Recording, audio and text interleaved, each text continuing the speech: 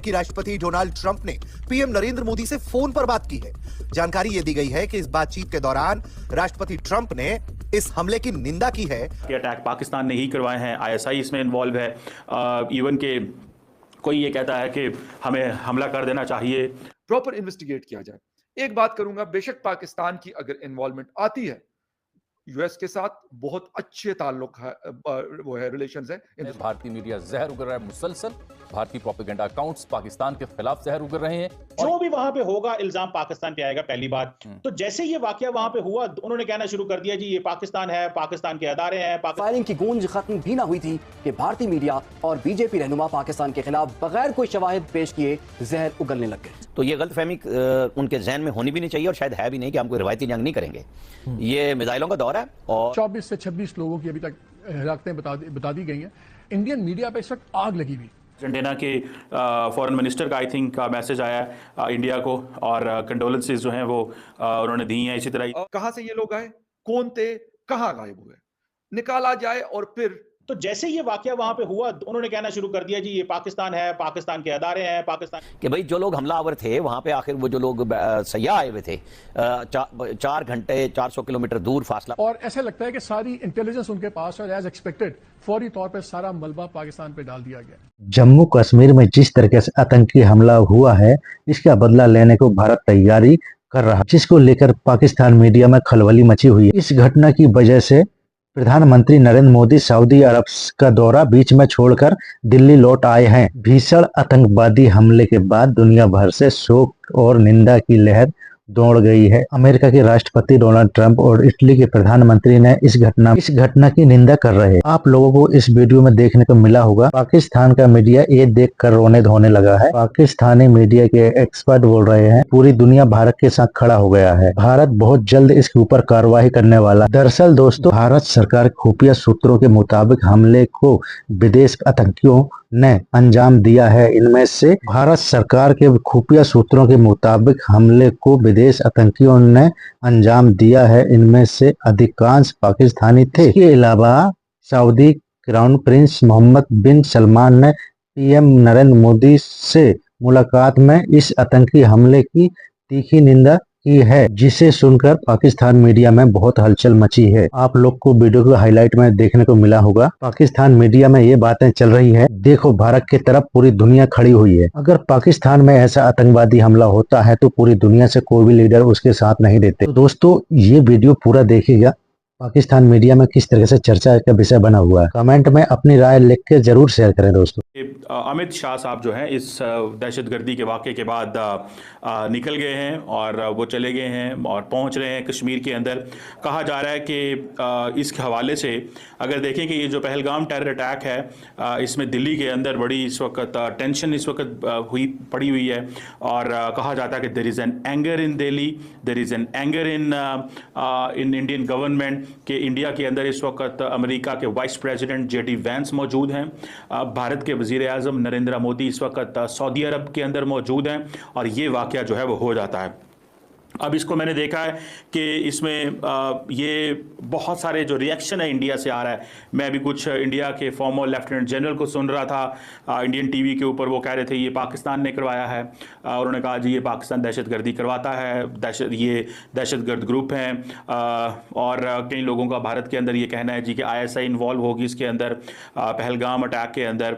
और इसी तरह कहा जाता है जी माजी की मिसालें दी जा रही हैं कि जनाब पुराने वक्तों में भी इस तरह के अटैक पाकिस्तान ने ही करवाए हैं, आईएसआई इसमें इन्वॉल्व है।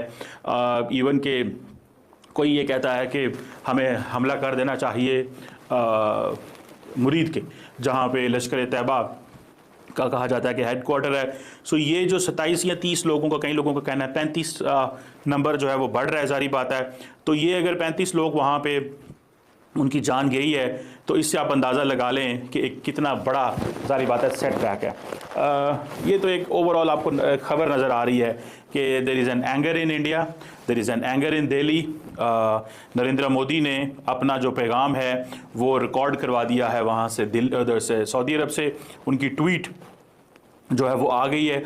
और अब सुनने में ये आ रहा है कि कैसे हुआ, इसके ताने बाने क्या हैं। तो जारी बात है इसके ऊपर बात की जाएगी। लेकिन इसमें जैसे डॉक्टर जयशंकर का भी मैसेज आया है कि इस कोवर्डली अटैक को वो कंडेम करते हैं और हमारी जो दुआएं हैं उन लोगों के साथ हैं जो लोग इसमें इन्वॉल्व हैं। अर्जेंटीना के फॉरेन मिनिस्टर का आई थिंक मैसेज आया है इंडिया को और कंडोलेंसेस जो हैं वो उन्होंने दी हैं। इसी तरह इजराइल के जो एम्बेसडर हैं वहाँ पे उनका मैसेज आया है, उन्होंने कंडोलेंसेस की हैं। सो इट्स ऑल अबाउट कि पूरे का पूरा सिंगापुर जो है उसके मैसेज आया है इंडिया को। So the world is standing with India on this कि यहाँ पे ये दहशतगर्दी का वाक़या कश्मीर के अंदर है। आपको पता है कि कश्मीर इंडिया जो है वो अपनी बात को एम्पलीफाई करने में आगे लेके जाने में इंडिया हैज़ एन इन्फ्लुएंस, उसका बड़ा तगड़ा इन्फ्लुएंस है। दे हैव अ बिग वो जैसे कह लेना कि उनके पास मीडिया है, सोशल मीडिया है। इंडिया एक बड़ी ताकत है, दुनिया इस वक्त इंडिया की बात सुनते हैं, इंडिया जो बोलता है वो बात की जाती है। तो वो वहां पे घूमने फिरने आए थे, वो किसी के साथ जंग करने, लड़ाई करने, कोई कुछ भी करने नहीं आए थे। वो अपना टाइम स्पेंड करने के लिए, उस जगह घूमने के लिए आए हुए थे। तो मेरे ख्याल में इस बात के ऊपर तो अगर कोई भी शख्स है, वो पाकिस्तानी है या किसी और दुनिया के किसी कंट्री से उसका ताल्लुक है, किसी भी रिलीजन से उसका ताल्लुक है, और वो इसकी जस्टिफिकेशन दे कि यार ये कोई बहुत बड़ा कारनामा किसी ने, जिसने भी ये किया है, this is a terror attack. Simple, इसमें कोई नहीं है। आम इनोसेंट लोगों को मारना, अगर कोई ये कहता है कि ये टेररिज्म नहीं है तो फिर उसकी कोई और डेफिनेशन फिर यूनाइटेड नेशन में जाए और निकाले कि नहीं ये टेररिज्म नहीं है। दूसरी बात आपने की पाकिस्तान की, बिल्कुल पाकिस्तान के हवाले से मैं थोड़ी देर पहले इंडियन मीडिया को मॉनिटर कर रहा था। वहाँ पर भी सोशल मीडिया में, ट्विटर के ऊपर हमारे पास काफ़ी तेज तरीन जरिया है खबरें पहुँचने का किसी भी जगह की। तो वहाँ पर भी ये बात हो रही है कि जी पाकिस्तान की जो इंटेलिजेंस एजेंसीज हैं या फिर पाकिस्तान की गवर्नमेंट है वो बैक कर रही है इस चीज़ को। मेरे ख्याल में सबसे इम्पोर्टेंट चीज़ क्या, हमारे इंटेलिजेंस इदारे क्या कर रहे थे, तो ये बहुत एक इम्पोर्टेंट चीज़ है। देखें, ये ऐसे नहीं है, टेररिस्ट तो आते हैं ना, उन्होंने अपना काम करना है, उन्होंने मासूम लोगों की जानें लेनी है। हमारे जितने भी इदारे होते हैं उनका ये काम है कि वो हमें बाकी जो लोकल पुलिस वाले होते हैं, ये जो बाकी इदारे होते हैं, उनके साथ कोऑर्डिनेशन होती है। और मैं तो ये बात भी कहूंगा कि हमारे वाले तो चले कभी कोई जर्नलिस्टों के पीछे लगे हुए हैं, कोई पॉलिटिशियंस के पीछे लगे हुए हैं, कारोबार भी है उनके पास। तो इंडिया वालों के पास तो ये कुछ भी नहीं है, इस किस्म का कोई काम वो नहीं करते, ना वो पॉलिटिक्स में है ना कुछ और है, वो सिर्फ अपना काम करते हैं। तो जब वो चीज है तो मेरे ख्याल में इसके ऊपर बहुत इंपॉर्टेंट है कि इसके ऊपर कोई थ्रेट अलर्ट था।